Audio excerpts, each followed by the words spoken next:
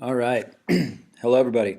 I'm Jesse from the Maroon Bells group. Here today to present on how to think about fourth year. Me and my friends from the other ACP classes and the MS4s helped me put this together. I appreciate it. We're going to try to get you the advice and information you need right now at this crucial stage and planning your entire fourth year while you're in third year still. So let's get into it.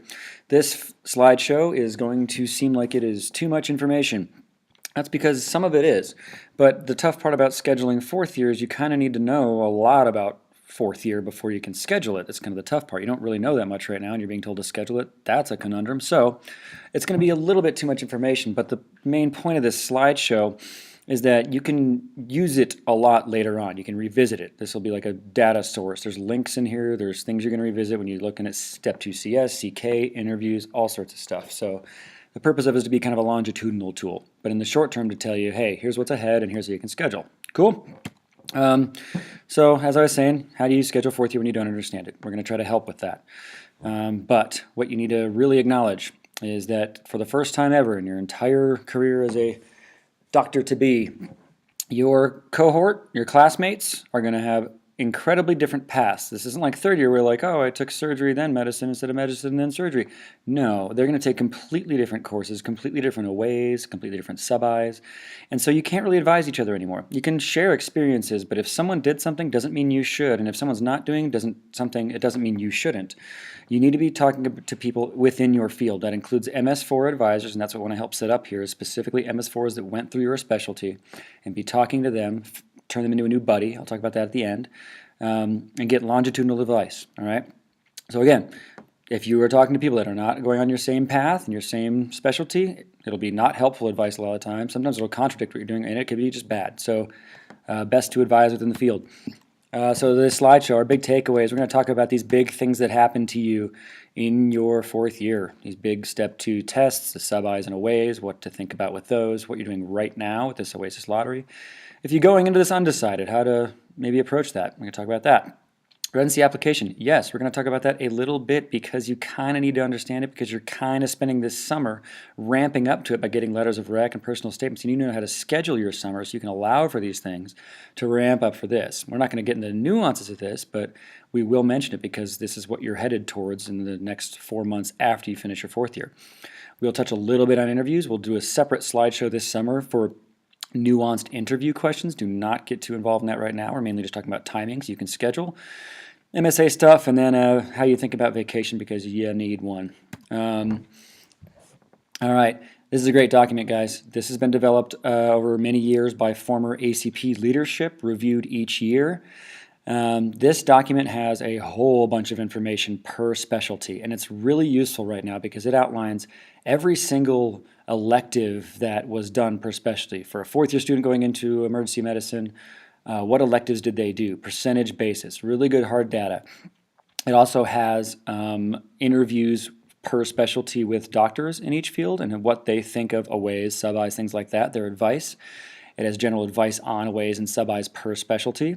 And then it also has hard data averages like the average step 2 scores, for people going into optho, the average, like, do they weight aways pretty heavily in the specialty? Do they weight research heavily in the specialty? So, can't say it enough. This is a really great document. It's huge, 75 pages. So just skip to the specialty you're interested in and give it a little read. It's a couple pages per specialty. Really good stuff. Here's your link. If this link does not work, please email me and let me know. My email is at the end of this slideshow. This is the school-administered guidebook. You probably already got this. If you don't, here's your link for your 2020 fourth year guidebook. This is more of a general guide. It is not specific enough at all to guide you on your individual life paths through your individual specialties. This is much better to provide these big important dates. These are accurate dates for your 2020 class, at graduation, when you should be doing certain things, specific weird dates for like military matches that are odd, urology matches that are odd. It has those dates in there as well. And then, of course, it has these really good things like what do you need to graduate, how many credits, what step scores, blah, blah, blah. Cool? So again, here's your link. This is the school administered thing. They should be reviewing this with you. If not, it's a pretty short read. I think it's less than 10 pages. You can kind of glance at it. Again, I found myself mainly using it for dates and to verify, did I get enough credits? Cool. One thing the guidebook does is it tries to help you right now with the general framework for scheduling, which they give as this. The framework being that this summer you're knocking out these aways and sub-Is. During that course of doing those things, you will be confirming your specialty, hopefully, and then getting letters of rec applications, getting ready, all things like that. Then they say that this range is the interview range, which we'll find out is actually more nuanced than just this blob. And then this is the range where this makes sense. You're going to strengthen things, you're going to fill in gaps and explore the world. I like to give a little more nuanced version of that because your summer is going to look like this. It's going to just heat up. This is an intense time, guys. You're doing heavy duty stuff, like mainly doing sub-Is and step, and you're ramping all up towards this September 15th number here. That is when your applications for all your residencies are due. So on top of doing step and on top of doing sub-Is, you're securing letters of rec, you're preparing a personal statement, you're preparing your entire residency application. So everyone's saying fourth year is cheesecake. Not at all. This right here is very intense. So just prepare to have a pretty busy summer. You're not going to kill yourself, but you're going to like it, okay? Because you're finally doing like specialized things in what you want to do. Another classmate tonight, Allie, brought up that this was intense, but it was really enjoyable, and I agree, because you're starting to work in the field you want to work in. But prepare for this to be busy. Then you get this magical deadline, you turn everything in, and then it's just ghost town. It's quiet, and there's interviews, and we'll talk about that in a bit. We'll talk about what all this means in a bit, but your major date coming up is this 15th. You have this interview gap here, and then you're kind of working like further credits and whatever while you have these required ICCs, and then of course your entire life changes on March 15th, right? Graduate late May. What I want to convey is that instead of this model where just think of it like that, there's a lot of ways to go about this, because what's about to happen, guys, you're going to submit your OASIS lottery, and you're going to get back something that maybe closely resembles what you wanted, but might not resemble it at all, and you don't need to freak out. You can go about this a lot of different ways. You don't have to have certain things in certain time frames. There's just general rules. This is one some people did. You just do everything. You're just blasting stuff out, even during interviews, taking other classes, and all your credits are done, and well, do what you want. That's one way to do it. This is how I did it. It was more interspersed. I'd work for a bit, take time off for something, like maybe I'm prepping for apps, or maybe just want time off, work again, and then, maybe this is a busy time for interviews, work again, maybe I just want to be gone for these 2 weeks, and then work again, and then gone, you can do this. And then for those people that have their letter writers more secured, because again, this summer is really for securing those letter writers, and specialty choice and aways. Let's say you got your letter writer secured, you're not doing any aways, you can honestly kind of take the steps, take a couple rotations, and you can be off in the summer, submit your application, do all that. You don't have to physically be here to submit your application, and then kind of vacation while interviewing here, and then, really get all the credits done late. That's possible as well. All right, there's just no right way to do this. It's just, there's a lot of ways. So there's your answer. Is there one right paradigm to approaching fourth year? No, there is not. We will give some rules as we go, though, that can maybe help guide you. One thing to keep in mind here is that fourth year is much more flexible than advertised. You're going to feel like these classes are like you got to be here for 4 weeks every day. You got to do this every day. During your sub-I, there are no excuses for what have you, whatever. Not true.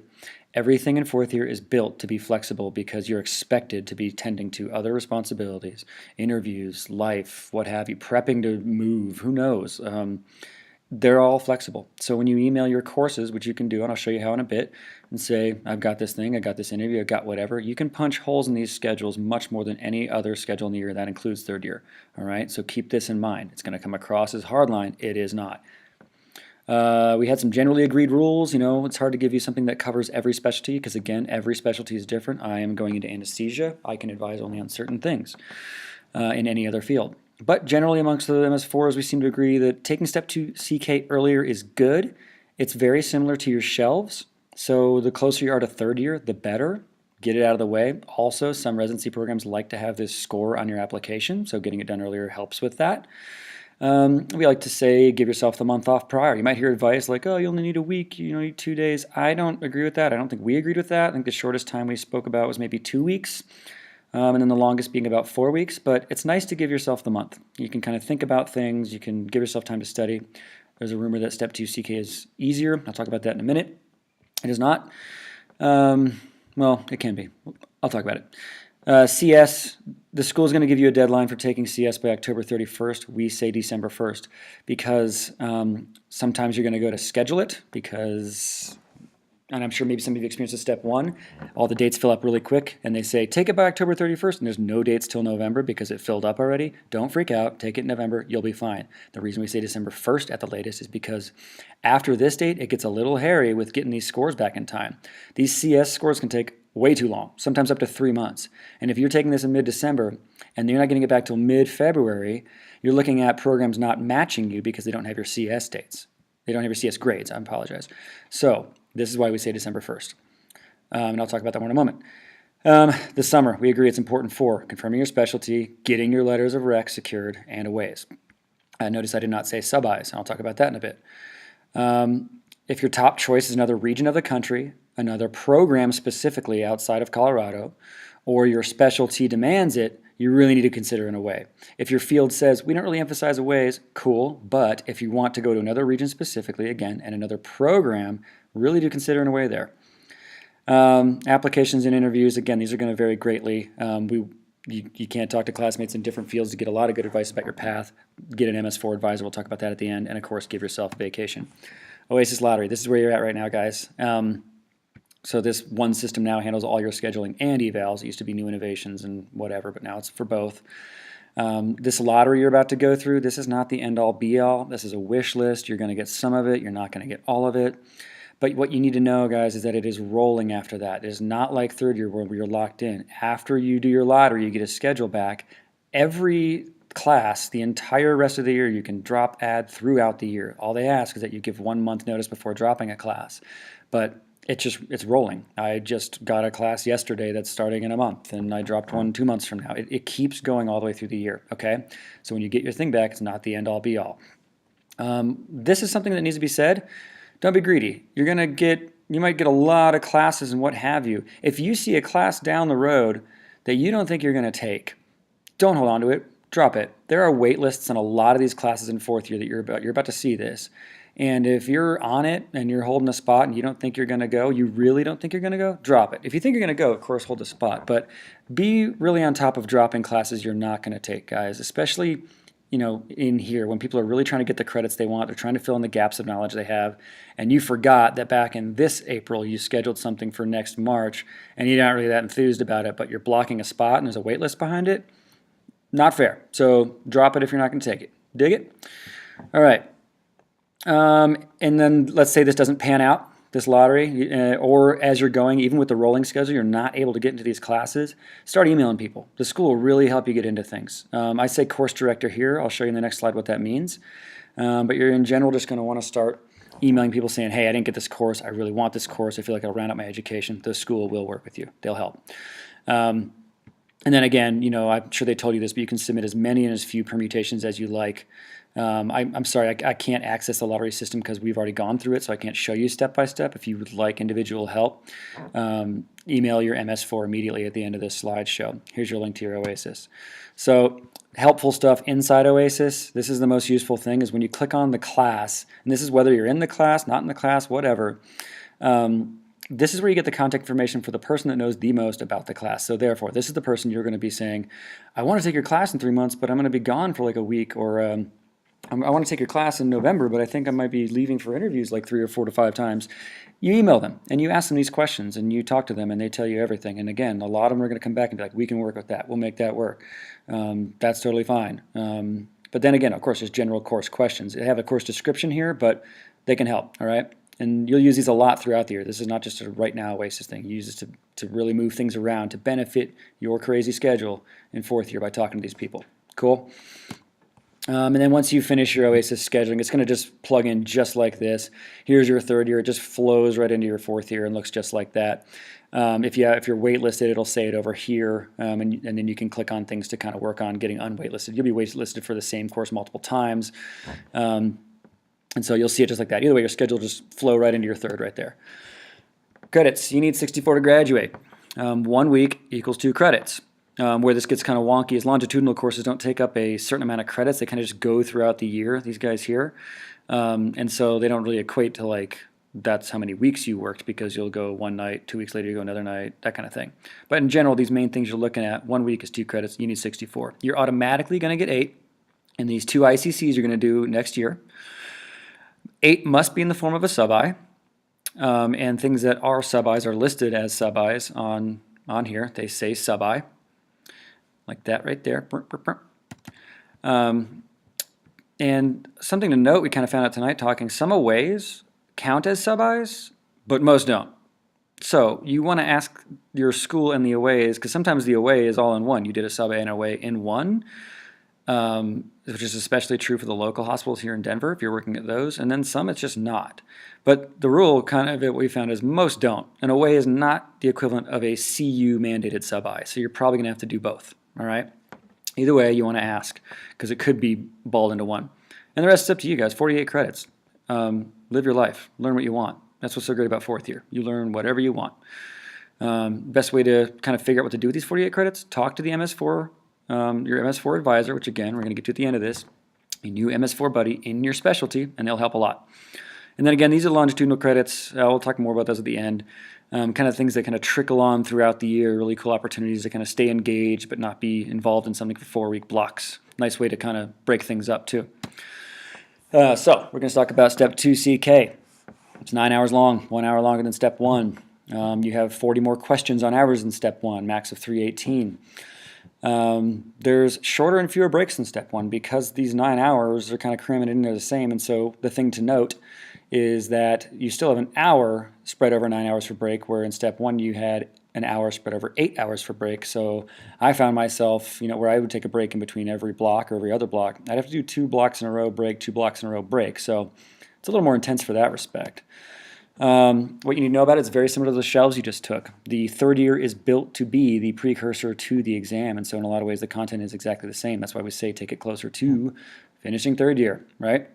And also, again, you get these grades back earlier. That's great because then it'll be on your application, which some programs may want. And if you don't have it and they want it, that's kind of a tough spot you're in all of a sudden in September and October. So take closer to finishing third year. That's what we advise. Again, give yourself a month off, like we said. This thing costs $630. Yahoo! This varied pretty widely. In the room tonight, talking to fourth years, everyone agrees that they use World. People that use Sketchy ubiquitously agreed they used it again. And then Online MedEd, not listed here, but Online MedEd, which you've been using for your third year, really great study material as well. People did just fine with AMBOSS. People used NBME practice exams. This is the big asterisk, just like Step 1, where everything's going to differ. But tonight we agreed on World, we agreed on Sketchy, and Online MedEd. Here's your content breakdown. You want to know how much of what type of question is on there. There's your link. And then this is the, backwards, sorry. This is overall, like test day, that kind of stuff. And then here's your content, exactly the breakdown. So those 2 documents should help you figure out what else you don't need to know, or what else you need to know. Here I've provided you a free copy of First Aids for Step 1 PDF. I found myself on Step 2, it's a lot of these second level questions, and I'm like, wait, what was that thing again I was supposed to have remembered from Step 1? And so it's kind of good to have it popped up. Either way, free PDF right here for you. Let me know if this link's not working.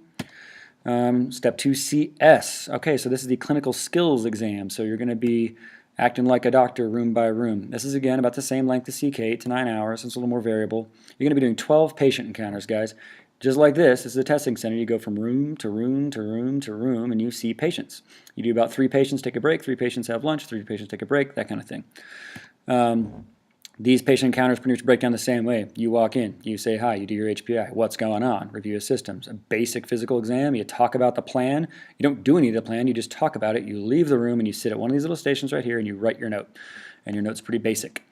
Like we said, you're taking this before December 1st. That is our official advice. The school will tell you October 31st. If you can get it before October 31st, sweet, go for it.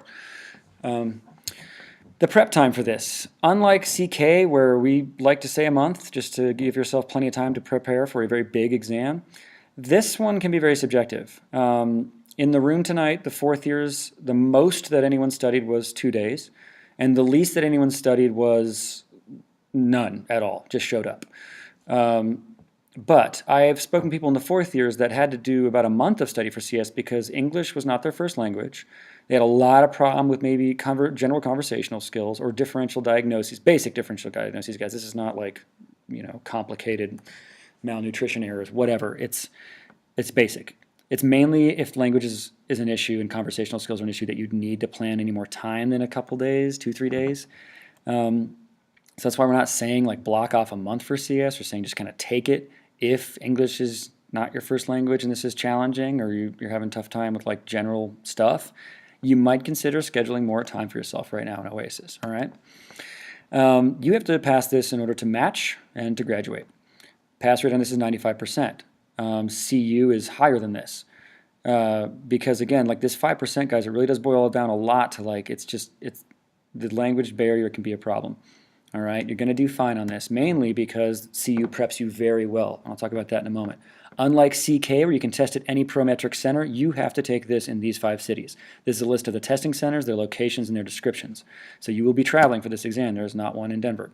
This thing costs a lot of money. It's a big thing. There are 2 sessions per day on this one, though. So if you function, I like to say if you function better as a morning person, do the morning session. If you function better as an evening person, which I did this evening session. I liked it. The study materials for this, no one used anything other than this if they use anything at all. What this is First Aid CS, like it says here. This is, again, I got a free PDF copy for you guys, so you don't have to buy it. It provides 30 cases, and these cases are patient presents with, they have these problems, what questions do you ask, what would be your review of systems, what physical exam would you perform, what tests would you order.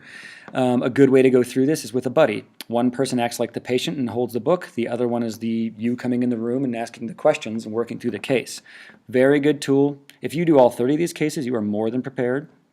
Again, here's your free PDF. If you want the physical version, every MS4 that bought one is never going to use it again. So ask them if they have it. If you really want it, you can have it, I'm sure. And yeah, here's your list to all info about CS from the USMLE. Cool? All right. This is the CUSUM administered practice exam. It's called the CPE. This is wonderful, guys. They do a really good job at this school of preparing you. They administer their own practice exam on you. You do fewer patients, I think like 5 or 6, not the 12 that's in CS. They are harder. They are much harder than CS, these patients and the things that they present with. And it's just great. They coach you through the whole thing. You take this in April or May, I believe, and then you retake it or review it May or June. No matter what you review it, you retake it if you totally bomb it, but that's totally fine. Here's something to note. The school will say, you must pass this before you can schedule CS. We're telling you right now, don't listen to this. And we might get in trouble for saying this, but who cares? Because this is what got us in trouble with not being able to schedule CS until way later in the year. So schedule this test as soon as possible. You already should have a link on your NVMe, I'll show you that in a bit, to be able to schedule CS. If you can do it and there's a date that works for you, do it. And the date on CS, again, because of the prep time that you don't really have to have, you can schedule this kind of whenever. So schedule it. Again, they will say this, not true. They just want to make sure that they've got a good chance to look at you in the CPE. If you're really bombing the CPE hard, then yeah, you wouldn't want to take the test. But if you scheduled CS for October, you're not worried anyways, because you can get the CPE, review it, do all that well before October. Most of you will fail. You'll feel like it's a fail. They'll say, hey, we need you to come in and talk about your CPE. That's just because they have little helpful improvements to talk about. Every one of us found this very helpful, very supportive, very awesome.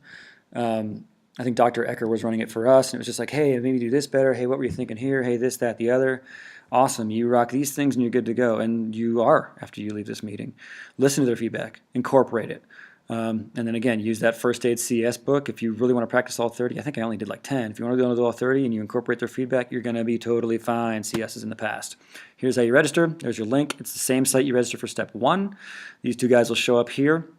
You're going to go in through Prometric. These should I think tonight the third years in the room had these showing up. So take a look, see if they are. Talk to your classmates and find out if they're not, why not. Again, CU is going to say that CS is not there yet. It is. Go for it.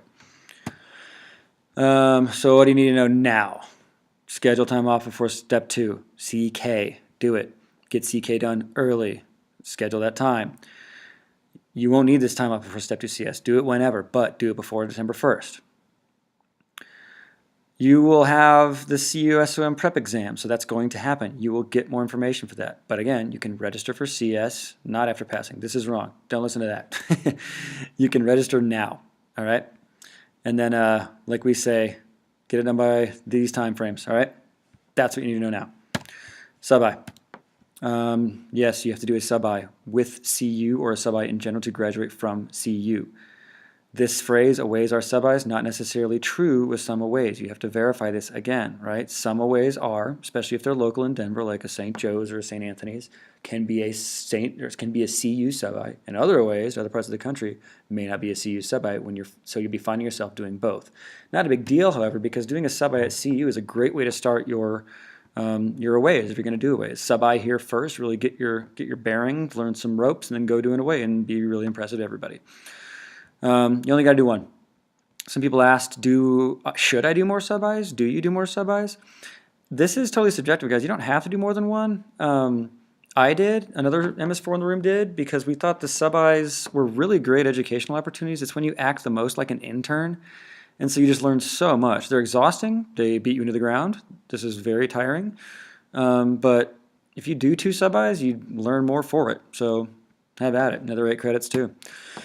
Great for letter rec in the summer. The not essential. Why do I say this? You don't have to do a sub-I in the summer for a letter rec. Any rotation you do where you have a good relationship with a doctor, you're going to get a good letter of rec. And aways, you're going to get letters of rec. Sub-Is can happen after the summer. If your lottery doesn't work out, or if that's just the way you want to do it. All that's required is that you do one. All you really have to do in the summer is aways, because those have to happen before applications, because you're awaying at a program you're apply to, and getting your letters of rec. Not a sub-I. I did a sub-I in January. Worked out fine. Again, these sub-I away, most challenging you're going to have all 4th year. You want to plan accordingly. Make that month that you schedule these a month where you don't plan other life stuff. You don't do anything on your days off. You just rest. You really rock this sub-I. Keep life clean during that. The rest of the 4th year, you can really have a lot of life going on. It's great. But when you schedule these, make it really protected time. Cool? And again, you can leave from a sub-I. I don't know about an away, but you can leave from a sub-I at CU for interviews. So if you are doing a sub-I at a time that may not be the most opportune, you can still get your interviews in. I did 3 during a busy sub-I in January. Which sub-I? Which sub-I to do? Refer to that document at the very beginning, the intricacies of 4th year by the ACP, and then talk to your MS4 advisor. All right? Aways. Again, you must do an away only in certain specialties. So certain specialties have become a part of their culture, and it's like in some of them it's getting worse, some of it's getting better, whatever. It's become part of their culture where you just got to do an away if you want any chance of actually getting an interview at that program. So you're going to want to talk to your MS4 advisors and read that document at the beginning to get a bearing on that. It's not required to graduate at all, guys. You don't need an away to graduate. But like we said earlier, consider this in all fields. Doesn't matter if, like they say, if a faculty member here says, you don't need an away, but consider it. If you are bent on a program, I want to go to UCLA, I want to go to Beth Israel, I want to go to Florida, do an away there. Why not? If you really want to go there, don't you want to see what it's like first? An away is a great way to act like an intern and be a part of the program. Do it. If you have your heart set on a competitive geography, which would be the West Coast, the Northeast, and strangely, but not too strangely, Colorado, you might want to do an away in that area to get a letter of rec from the region. These benefit things, guys, because people in these regions know each other. I spoke to people on the road during interview season that said, the only reason I got a lot of these interviews on the West Coast is because I did a West Coast away, and I got a letter of rec from them. That's why I'm here. And then, of course, the specialty, letter of rec, no letter of rec, you just got to do it. Emergency, ortho, opto, a lot of stuff. So I just said all these things. And then in your VSAS VisLo program, I'm not providing an in-depth guide on this because it's slightly different per person. The MS4s can do a much better job of guiding you through this. If you'd like a guided video, we had a great one tonight from Matt Dillon, the director of the ACP, and maybe we can get him to record one. So email me and let me know if you'd like that. Here's your link to VisLo right there, VSAS. Which away? Well, like me, you might not know anything about other programs because you've only really trained at CU, and all you may know is like, I heard this name of this college, or this place sounds impressive, or this place is close to my home. There's independent anonymous resident review sites out there that are really, really handy, and you're going to be using these a lot more closer to interview, but it's a great way right now to get a feel for your away. You get a proxy feel for away. So these sites, like Doximity specifically, which is what I use the most, there's residents anonymously reviewing their residency, and they speak their mind. They say, this is a wonderful family place, or the leadership here really doesn't care about their people, or it's a workhorse program, it's miserable, dodge at all costs. They put it in there. Really good, honest stuff. And what they say about their residency is true usually about what the away feels like. And you're, again, only doing aways at places generally you'd be interested in being a intern at. And why would you want to be an intern or resident at a program that has horrible reviews? So while you're looking at your aways right now, guys, bring up these review sites. Doximity, Scutwork by the SDN. There's a lot of stuff on Reddit in certain specialties where you'll get these great anonymous reports on, like, here's what I thought of my residency. So the takeaway here is, look at what people are saying about the residency. It really does link directly to how that away is going to feel. And you're going to be only doing aways at places you want to do residency. Cool? And then there's something out there. I don't know if you all can find this. There's a site, I heard it's in Texas, or it's coming out of Texas. It's built by MS4s for MS4s specifically about aways. Not residencies, but just about, here's the away I did, here's what it was like. I haven't seen it. I couldn't find it. If you find it, awesome. Share it with your class, please. But for now, even if you do find this, I think it's also important to look at these residencies and see if it's a place you even want to go. All right, so when you're doing your away stuff, this is Doximity. It's what it looks like. You're going to be going by specialty. You look at region, what have you. You click on, it's really straightforward. It's free. You come here, you sign in, and then you click on things, and it'll have reviews, literally like 0 to 5 stars by these people with written reviews saying, I loved it, I hated it, things like that. What's important to note about this, though, is if a program only has like 2 reviews, and one's 3 stars, one 5 stars, you can't really use that as like concrete evidence. But a lot of programs will have 20, 30, 40, 50 reviews, and if they all agree, pretty darn good sign. Yeah, you have your maps up when you're looking at things. You want to make sure you're lodging close to things. Here's your VSAS. This is a cool thing called rotating room. When you're on your aways, this is kind of for students, by students. Probably the cheapest way to lodge, guys, for these 1-month things you're doing. You kind of pop in for a month, pop out. If you got a little bit of money to blow and you want some more privacy, you can do the whole Craigslist Airbnb stuff. And then, of course, if you're picking an away because you want to go back home, be the home area, leverage those friends and family. Yeah, so, wait, what? Should I do an away? Number 1 takeaway, talk to your specialty-specific MS4 advisor. Again, there's a slide at the end where I will introduce you to these people that are signing up for this role in your life. They want to help you. Absolutely, yes, do an away if it's expected in your specialty. Just do it. It's a good way to learn. You learn about the programs. It also helps you say yes or no to like these residencies in the future. If you hated your away, why would you apply?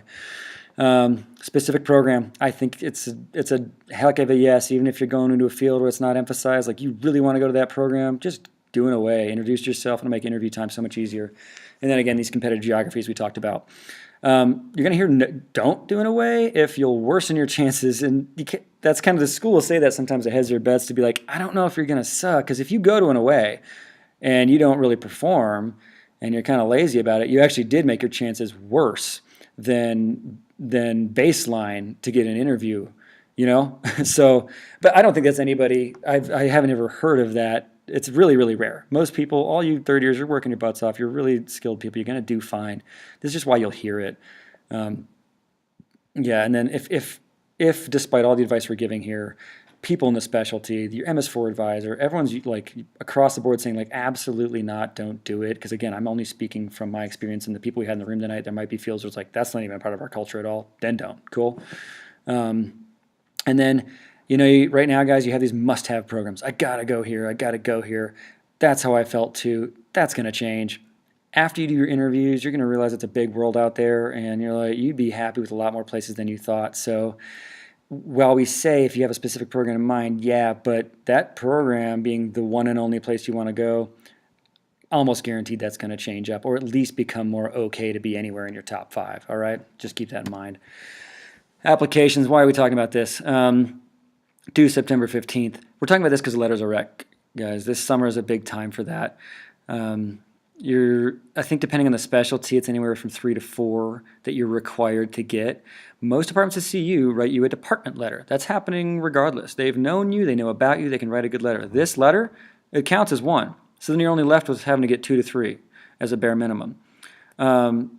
Remember that in a lot of fields, the letters don't have to be from attendings in the same specialty.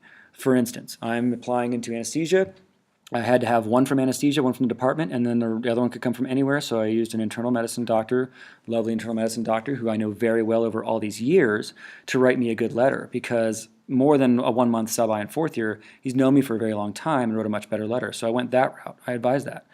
But again, you got to check with the group and with the MS4 to see if they're okay with out of specialty letters being a part of this. All right. Another thing you can do here is brought up tonight by Hogan, ACP Maroon Beller, is that you can get more letters because when you apply, let's say they only require 2 to 3, you get like 5 or 6, and they're from different people for different reasons. Like, this person's more research heavy or this person's more clinical heavy, whatever. When you go in, you can actually assign the letters per program. Like, I want these 3 letters to go to Oregon. I want these 3 letters to go to Colorado. I want these 2 letters plus this letter over here to go to Utah. Does that make sense? So, like, you can assign letters. If you get more letters, no problem. You just click next to them and assign what school you want them to go to. You don't have to get more letters. I had my basic 3 and put them to all my schools. Worked out great. And the best letters, guys, they got to know you. Someone who knows you, all right? Aways are going to be good because they're expecting it and they're going to get to know you. And also you want that away letter because you're trying to get that geographic representation or representation of the program. But here at CU, someone who knows you is going to write the best letter, period. I know you're going to be pressured this summer to get one from someone that might not get the greatest chance to know you, but the best way to kind of preempt this is when you show up for your sub-I or your rotations this summer and you want a letter of rec from that rotation, let them know on day one. Be like, hey, I'm here to work, I'm looking forward to it. I want you to know that I'm hoping to get a letter of recommendation out of this rotation. They like that, guys. Every attending says they'd like to hear like, oh, cool. Maybe they're already planning on it, or it helps them be like, cool, now I know I want to look for things with you and it'll help me write a detailed letter for you. It's great. So let them know at the beginning. Let them know you're impassioned. We'll be talking about this more later. You're going to be preparing a personal statement this summer. Not to worry. Just give yourself some time for this in like August, September to really finalize this. I think the most important thing with this is because I don't know that all of us are the best languagists. So I like to say, you want to find people in the school to help you revise it, residents to help you revise it, to really, what's current with how you want to sound. And then people outside of our major, guys, like grammar and English, get some help. That's all I'm going to say. And then the last thing in the rest of the application is MSPE Dean's Letter. Maybe you've heard about the Dean's Letter. It sounds like a letter written by our dean to say, this student is blah. It's not quite like that. It's your class ranked by quartile, not by number, first, second, third, fourth. Noteworthy characteristics. These salient characteristics is what they say. Salient characteristics about you. Explanation of any gaps, your progress. It'll have the honors listed from the first 2 years of your school. It won't have any other grades listed. And then your entire third year will be listed, both the grades from each clerkship and then kind of a summary of comments from people in those clerkships. It'll have any AOA or honors thing, or outside entity honors listing. And that's the content. The reason this is bolded is because this part right here, noteworthy characteristics, was the most common thing to come up for me and for many others in the room tonight, where they just said, hey, I heard this about you. And these things, you write these, you help write these. You say, I once, before med school, I was working in Costa Rica, or while I was in med school, I struggled through this, or I'm a nice person. You'll write these and the school will help you make it sound better. And the programs on the other end, just look at these. I didn't have anyone looking at any of this. There's like, hey, tell me about this, this characteristic about you tells me who you are, and that's all I really want to know right now. In interviews, this is what they want to know. All right, so more than ever, guys, you're much more than a grade. This is not discussed at all where I went, ever. It's just, hey, this tells me about you. What is this? And what's kind of cool about this is an interactive process. You write them, the school helps refine them, you go back and forth till you're happy with it, and it really does come out really great. This is just to show you the screen. This is the thing, ERAS. You're going to be submitting your residency application through. It's a very nice format, very clean, very easy to use. You're going to be filling in all your personal information under application, and then these documents, you're going to upload your personal statement.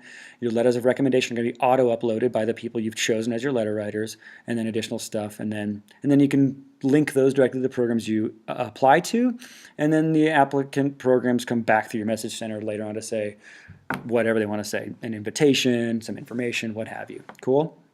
And here's your guide to how to navigate this system. You'll get more into this later, just showing you now, all right? What do you know now about residency apps? The only thing you need to care about now is that this summer you're working on these letters. All right, so you're going to schedule your rotations accordingly. It doesn't have to be a sub-I. Again, it just has to be a good rotation where you're going to get to know somebody and you're going to get a good letter out of it. If you feel like you are getting through the summer and you're not about to get a good letter, let Office of Student Life know. There might be someone in this program that knows you way better than you think they do, and they'll be willing to write you a really killer letter. All right, Office of Student Life is so helpful in fourth year. Personal statement does take time. You want to give it time. Maybe jot some stuff down here and there that comes to mind. Work on it kind of throughout the summer. If you wait on this, it's going to be this beast of a thing because it can get kind of carried away. And then again, get other people to help you with this. And then around the time, it's this like late August, September timeframe, because again, everything's due September 15th. August kind of leads up to that. Consider like a light rotation during the month of September, so you have those 15 days to work on it. Or you can rock a sub-I in September and then just give yourself something light in August so you can get everything done then, all right? No matter what, you're going to be hounding your letter writers to get that stuff in because September 10th will be upon you, 11th, and then they haven't submitted their letter yet, and you're going to have to be on top of your emails bugging them then, all right? So, again, you are and will be much more than your numbers regardless. This is true now more than ever. This application process will just, once it's all said and done, you realize, oh my God, it wasn't the numbers the whole time, it's who I was, it's, you know, that kind of stuff. So relax about the numbers, guys, just to learn what you want this year. It's going to be great. Okay. How do you think about this interview gap and scheduling things? Some people have been like, don't schedule anything from October all the way to January. Not true at all. These specialties, this is according to AAMC, they tend to interview earlier. In our class, this is entirely true. You'll submit things on the 15th, and people in these fields will start getting, I mean, I should move this back a bit. People submitted the 15th, and 2 to 3 days later got residency invitations. That is unheard of in a lot of other places, all right? And they'll be interviewing starting in late September, going to October. So if you're in family psych, neuro, or neurosurgery, you're going to interview earlier. So you might want to not schedule anything too heavy in October, all right? Or September. You might have a busy latter half of September with responding to emails and getting interviews. So if you're in these fields, this is a heavier time. It'll continue into November a bit, not too much, and then by December you're really trickled off. Every other specialty just about that I could tell, and that everyone in the room tonight verified, there's nothing in October, guys. I mean, you're responding to emails and invitations to interview, maybe, but for a lot of these specialties, you submit and it is a ghost town. You don't get any emails, you start questioning your entire self-worth, you don't know if you're good enough, smart enough to do anything, and all of a sudden, mid to late October rolls around and these things start coming in hot. Yeah, there'll be 1 or 2 in here, but the invitations even come in here. So the first interview you're even going to get is late October.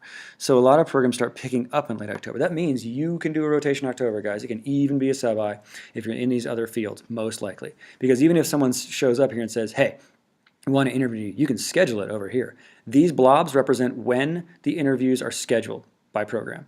So this is when these programs schedule it. This is when these programs schedule it. So you get the invitations all throughout here, but they'll be scheduled here. So family psych, neuro, neurosurgery, you can plan on doing a rockin' January rotation, even a sub-I. Everybody else, you can plan on doing something in October that's a little heavier, if you want. This is only if you want, but you need to know, if you're in these, you've got a January. If you're in the rest of these, you've got an October. Cool? All right. This source just tells you, by specialty, what are the most prominent months that they interview, and it matches this. What do you know now? What I just said. Depending on the specialty, you got months you may not have thought about. All right. Good thing about using these times, like if you use that October, use that January, it's going to free up this March to May time, guys. You can live large. Undecided. Okay, cool. Don't be afraid. You're going to listen to all your classmates talking like they got it all figured out. Maybe they don't. Either way, it's a good idea to front load this schedule. Go into fourth year hot and heavy. Do sub-Is in different fields. Here at CU, do like sub-I, sub-I, sub-I. Maybe that sounds really hard, but it's kind of the rest of your life, and it's a really good way to figure out things right away. The cool thing about the sub-I is it's going to throw you right away into the vibe of being an intern in that field, especially when you're undecided. You're like, well, I don't even know what it's going to be like to be that person. The sub-Is are great at just like immersing you in what it's like to be an intern. And it usually aligns with the vibe of the field. However, these asterisks right here are to say the vibe of the field in any department at CU does not at all represent the vibe of the field at large, all right? Our departments are individualized in a silo from the rest. There are trends, that's true, but you can never take the vibe here as the vibe of everywhere. I know this kind of confounds and makes things tough for you, but if you really are feeling that sub-I here, you're kind of feeling the residency too. So take it as a strong indicator. If you're undecided, get letter writers from various fields. You know what's going to happen. Just tell them you want a letter at the beginning of every sub-I, whether you know you're going to want to do it or not. Get that letter. And then when September rolls around, you can just plug them into the things you want. Get multiple MS4 buddies. At the end of this, again, there's going to be MS4 advisors. Get one from every field you're interested in. Just get them all right? And talk to them. Meet up.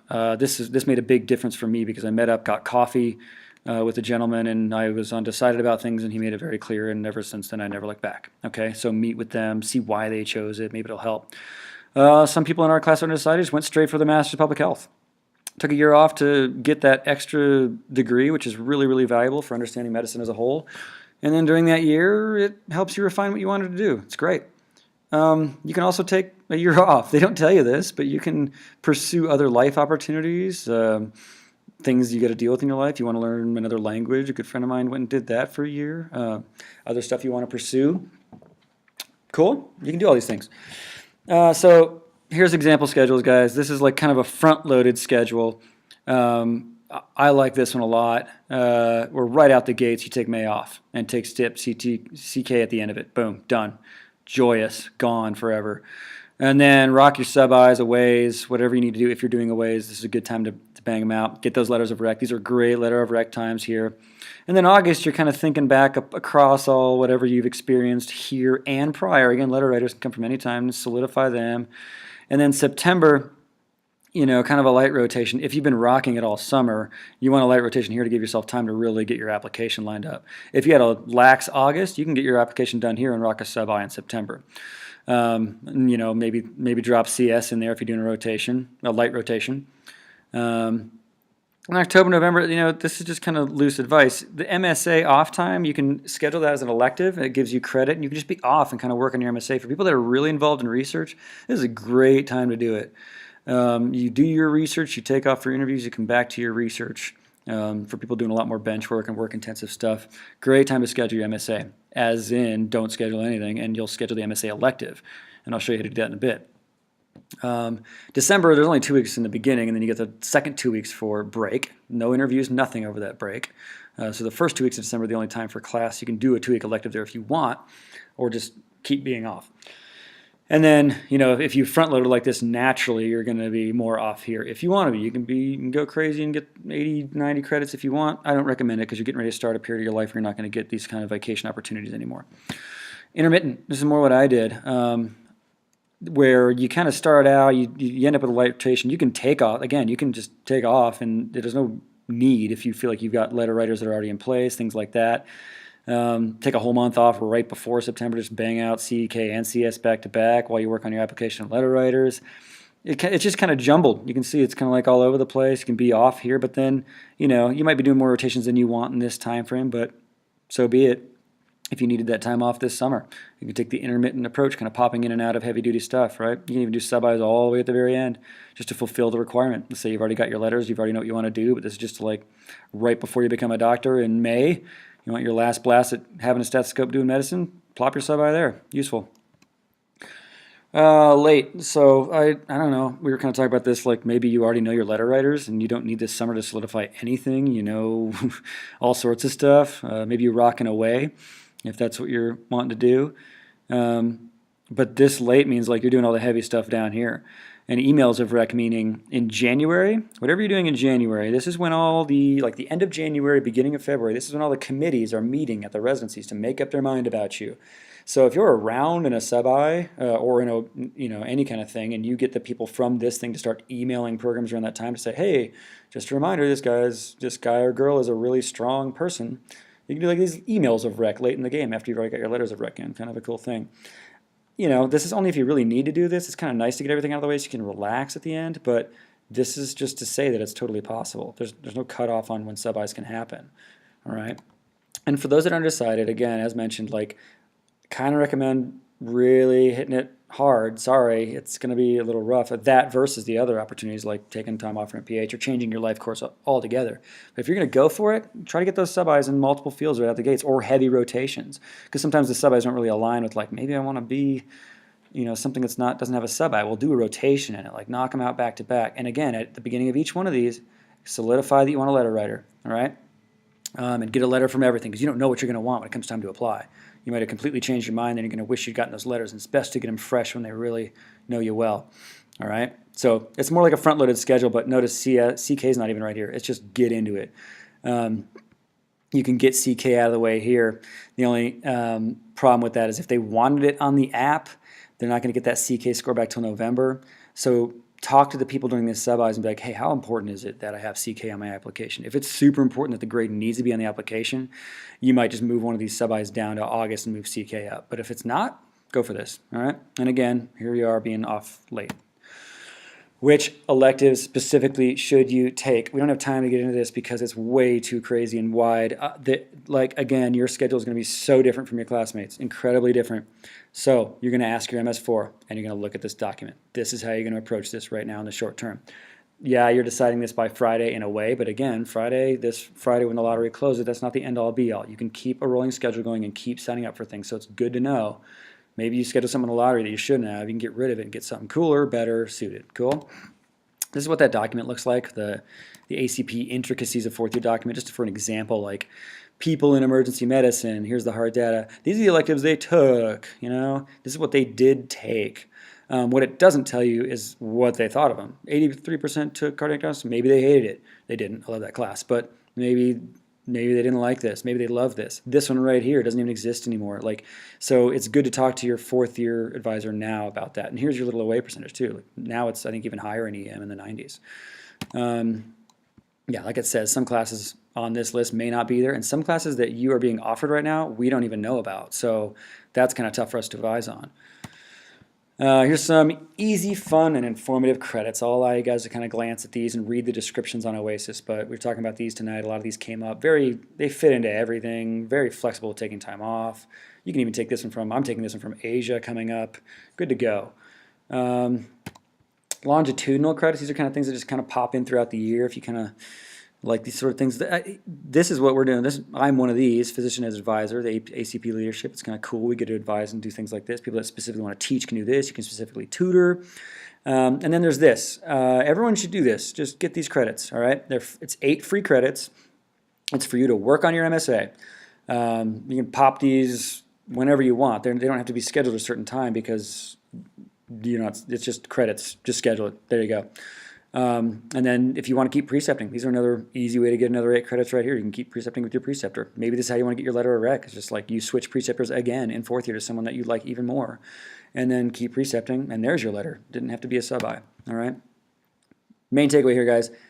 We want you to get a brand new MS4 buddy. If your current MS4 buddy is going into the field you are going into, great. Keep them if you get along with them. If they're not going into the field you're going into, switch. Get a new one, all right? This is, more than ever, a buddy is so useful. There's so much anecdotal knowledge about fourth year that I'm not even doing the best job of distilling into this presentation. And these MS4s they're excited. We finally have time to help you as well. But everyone is really excited to be able to help you and guide you through this to give you a better path even than they had.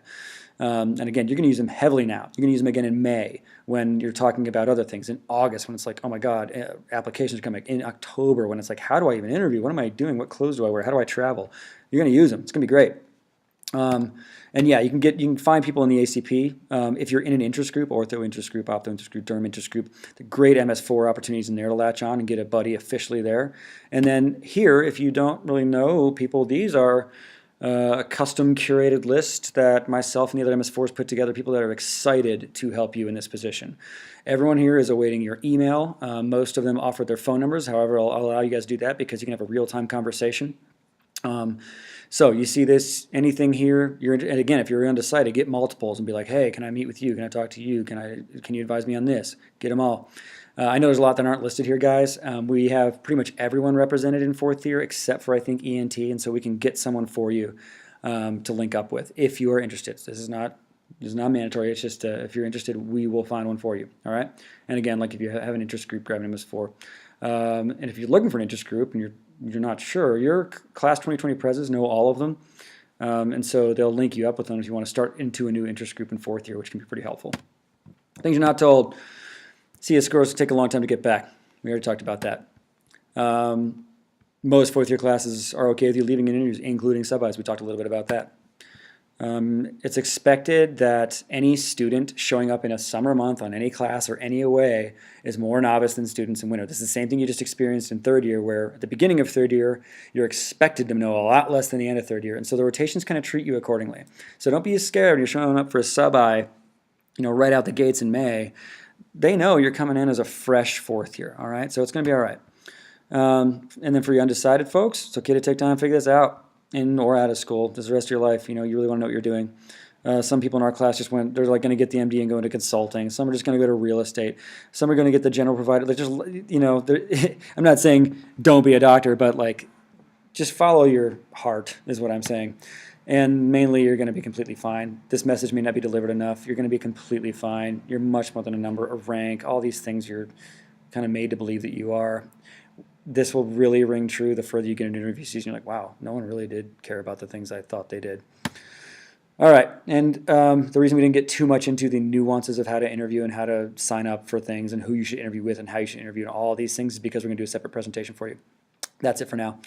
I hope this was helpful, guys. And again, my email, I'm this guy here, advising in anesthesia. Any questions at all, anything at all, please email me. Otherwise, good luck with everything. Please reach out to MS4s. Again, I can't tell you how excited this group of people is to be speaking with you and advising you right now. All right.